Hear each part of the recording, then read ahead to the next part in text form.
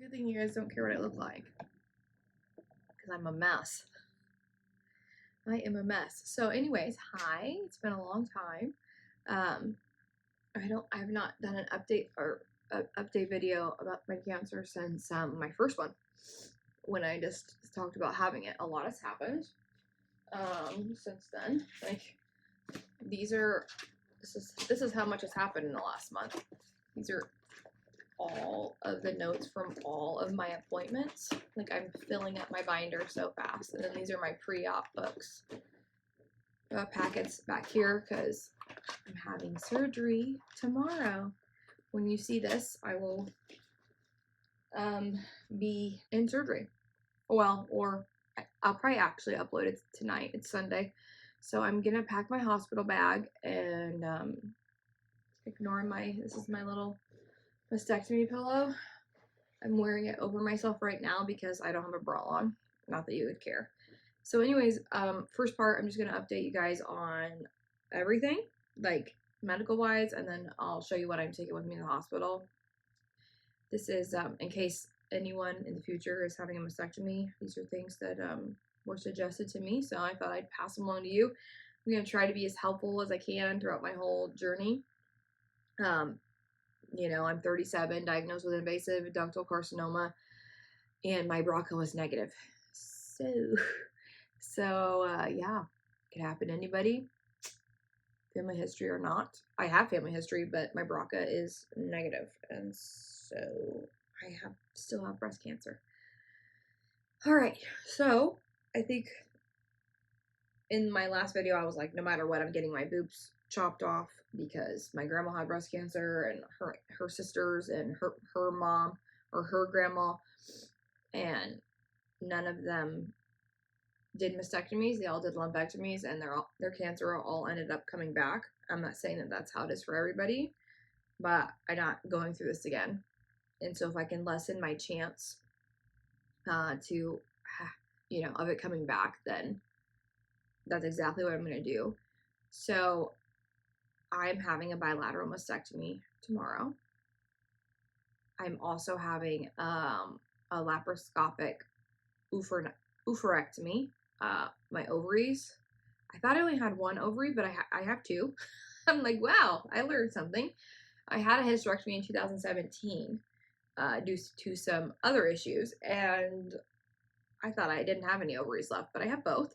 So they are going to take my ovaries at the same time, and while they are in there, they're also going to be putting in expanders for eventual reconstruction. So that's the surgery plan. I will be under anesthesia for like 6 hours. I will come out with a wound vac on my chest and 4 drains, 2 on each side. I'll be in the hospital for sure overnight, like 2 days, but 1 overnight, but probably 2 overnights, and 3 days. It just depends on how well I do. They're gonna put a block in for the pain, so as long as I'm walking, not nauseous, can tolerate food and all that stuff, I'll be able to go. And that's ultimately my goal, is to just like get home. I'm all set up. Like, we've worked tirelessly for the past couple weeks, just like making sure my healing environment is good and getting me everything I need. The only thing I'm waiting on is a lockup box for my meds, because my chemo pills and my narcotic, not that I'll be on those for a long time, but like, I just would feel better if they were in a lockbox. I have a ton of medicine. I'll talk about that in a second. Yeah. So my onco test came back where I don't have to get chemotherapy. My oncologist said that it would only be 2% effective, so it was not worth it. And as long as we remove my ovaries and my boobs, then I am only a 10% chance of recurrence, and that's fantastic. He's like, celebrate the 90%. I said, okay, that's exactly what I'm gonna do. He's like, and then I have to do this, these like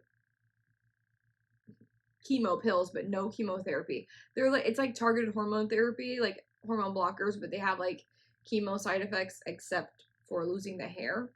It's like nausea, vomiting, upset stomach, weakness, fatigue, low energy, those all go together. Muscle pain, joint pain, stomach ache, headache, like just like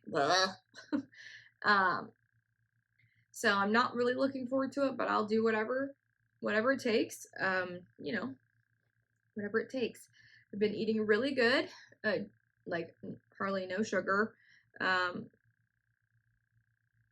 staying away from gluten and not very much. The only meat I've been eating is salmon. I've just been doing like basically vegan vegetarian with some salmon every now and then.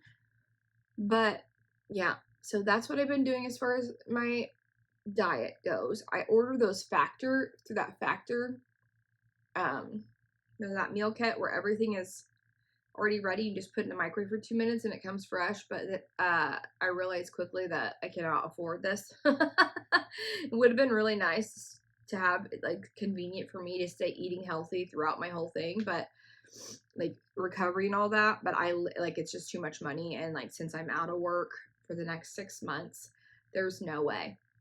Like there is just no way that I'm gonna be able to afford to a meal service kit, convenient or not and healthy or not.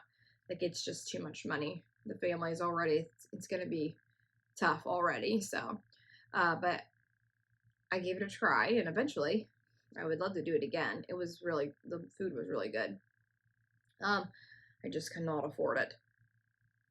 So I've had my pre-op appointments with my general surgeon. He's gonna take out my ovaries as well. He's so sweet. Like he's willing to take out my ovaries for me because they couldn't get OB to consult on the same day, and they want to do everything at once because of healing and stuff. So he's gonna do it. I have to have it done laparoscopically because he's not a OBGYN. So I will have belly stabs from my ovaries coming out, and then I will have a wound back on my chest and drain tubes, and I have to have Tyrannosaurus Rex arms like for 6 weeks. So I gotta keep my arms basically at my sides. This is my little mastectomy pillow and has a place for my ice packs and hot packs. So my arms cannot be like, I cannot reach up, I cannot reach out, and I cannot reach down. So I just have to remember to keep my arms to my sides and like don't go for anything because I don't want to rip anything open. So I'm gonna be on, this is my bra that I went and got fitted for. They have 2 more waiting for me. They snap in the front because you can't pull anything down over your shoulders. And these are for the drains, and then they Velcro out for eventually when I don't have my drains. I'll probably have my drains for about 2 weeks. And I see the plastic surgeon every week. After my surgery, I see him every week for the rest of forever. I feel like until my next surgery, and then I'll see him weekly after that. So like the next 6 months, I feel like me and my plastic surgeon are gonna become best friends. See the oncologist again. I have to get a bone scan. I see him on the 13th, I think, of September for my bone scan, and then that's when I'm gonna start my meds with him. In the meantime, I've got Zofran, antibiotics. I'm severely allergic to penicillin, like anaphylactically, so I can't have anything even in the family, or like my throat swells shut. I can't even touch penicillin, even as a nurse. I'm a nurse, in case you're new here, and just catching this random cancer video. I can't even touch like anything in the penicillin family because my throat will start to close. I've only had 2 experiences where I've had to have epi, but by God, it's terrible. So they had prescribed me Keflex, and I was like, I don't think I can have that. I said, I think there's like a crossover. I feel like I've been given Keflex before, and my throat started to close, and I had to go to the emergency room. And so the nurse checked and was like, yeah, it's just a very small percentage. And I can go, yeah, but I think it's happened to me. She's like, so he's going to give you clindamycin. So I'm going to be on, oh my God, 1,200 milligrams of clindamycin a day for 2 weeks. I have Zofran. I have pain medicine. I have Colace so I don't get backed up. I have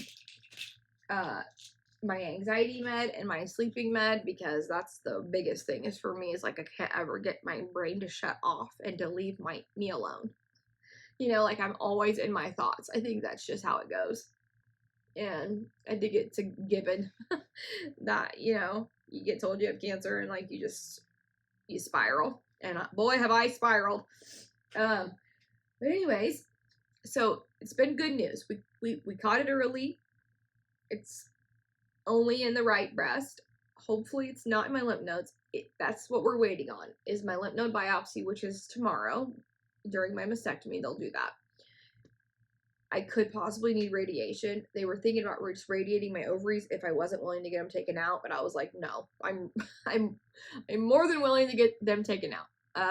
So I'm gonna come out of surgery with no breast and no ovaries, and I already don't have a cervix or a uterus, so that's fun.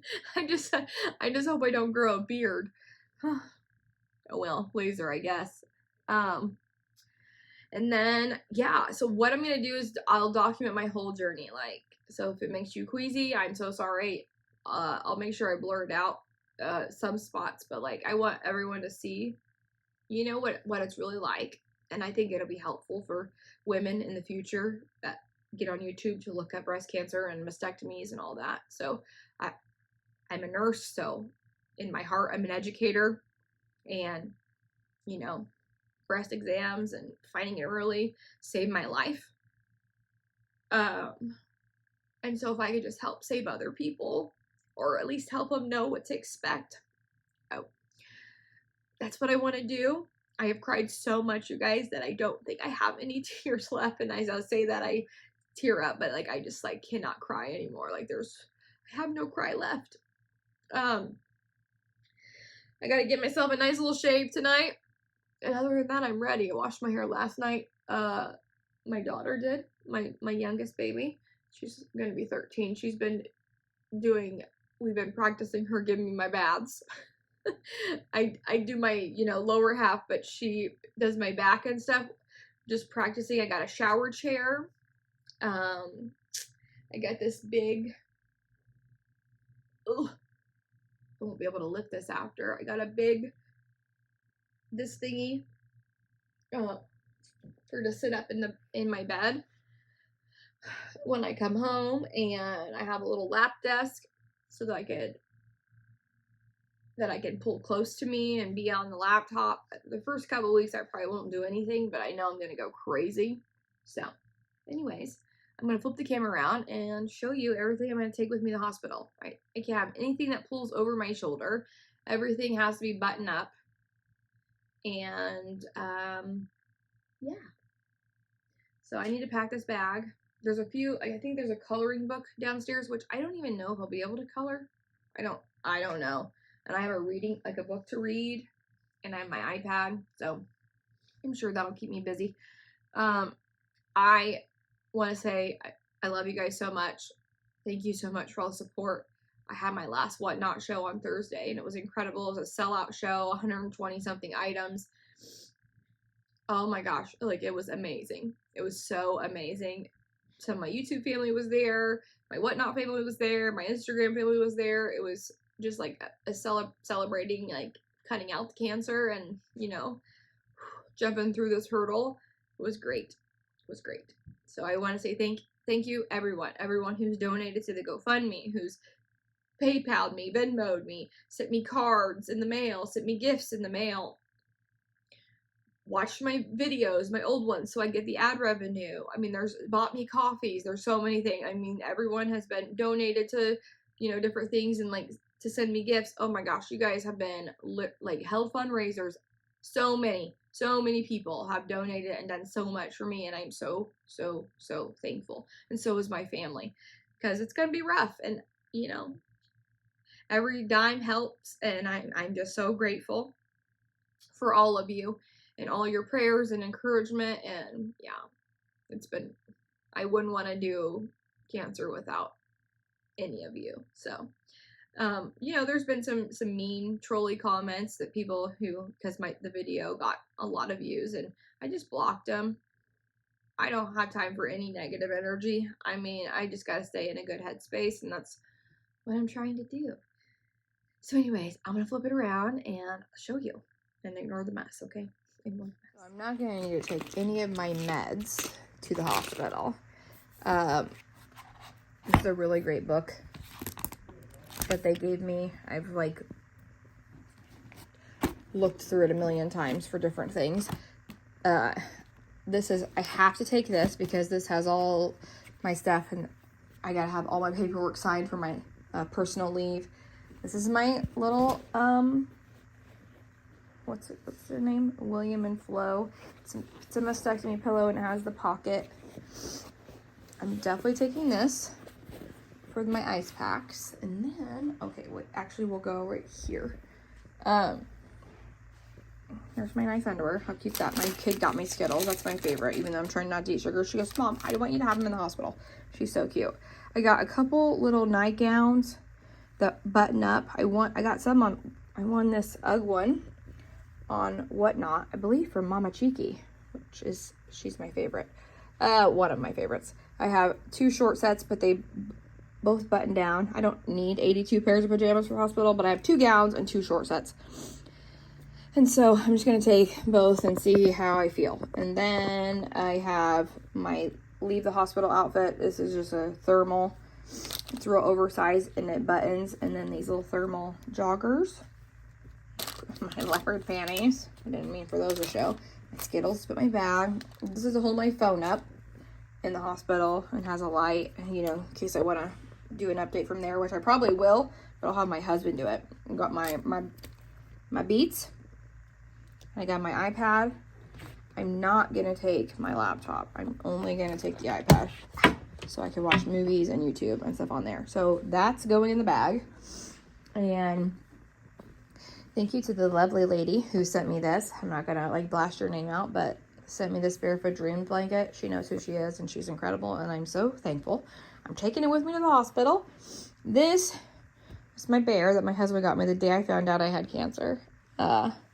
With an edible arrangement, and it smells like him. He put his cologne on it, so that's going.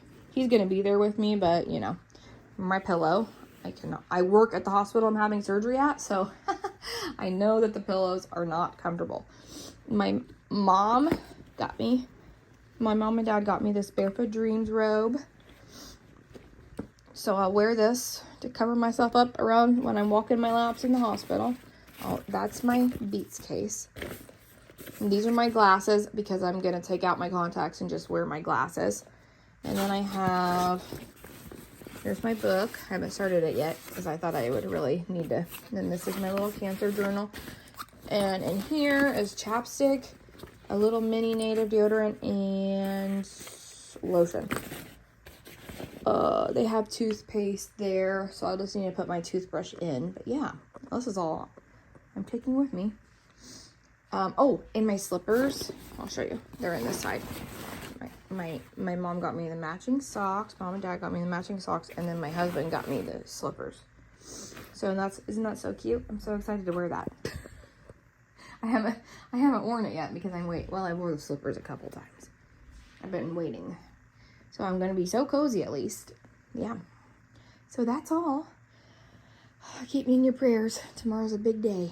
All right. Love you guys. Bye.